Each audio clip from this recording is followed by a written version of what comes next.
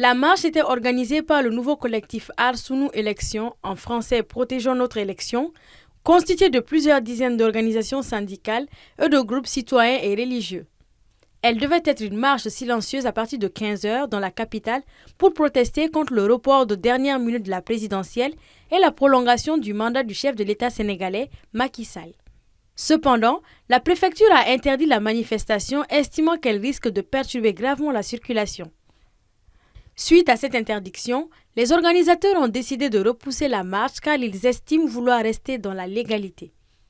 Le Sénégal est en proie à l'une de ses plus graves crises politiques des dernières décennies depuis que le président Sall a annoncé le report de la présidentielle le 3 février à 3 semaines de l'échéance.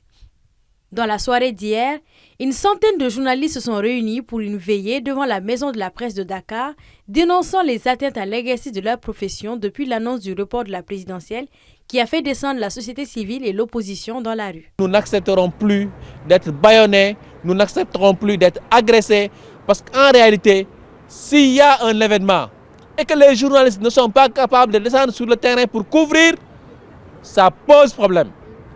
Les forces de défense et de sécurité ciblent souvent les professionnels des médias sur le terrain. Et pourtant, notre mission est encadrée par la Constitution.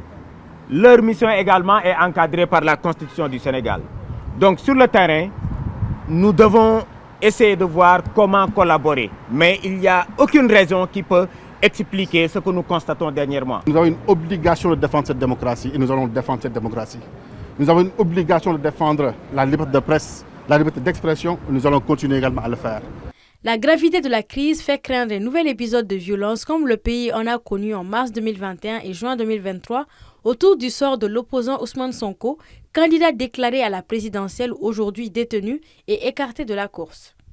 Les deux anciens présidents du Sénégal, Abdou Diouf et Abdoulaye Wade, père de Karim Wade, candidats disqualifiés, ont dans un communiqué appelé les jeunes à arrêter immédiatement les violences et demandé au président Macky Sall d'organiser dans les plus brefs délais le dialogue national qu'il a annoncé. Hier lundi, les 8 universités publiques du Sénégal ont entamé une grève de 2 jours pour protester contre la mort d'un étudiant dans le contexte des troubles de vendredi à Saint-Louis. L'ONG Women Rights Watch a indiqué dans un communiqué qu'outre les morts et les blessés, au moins 271 personnes avaient été arrêtées vendredi et samedi.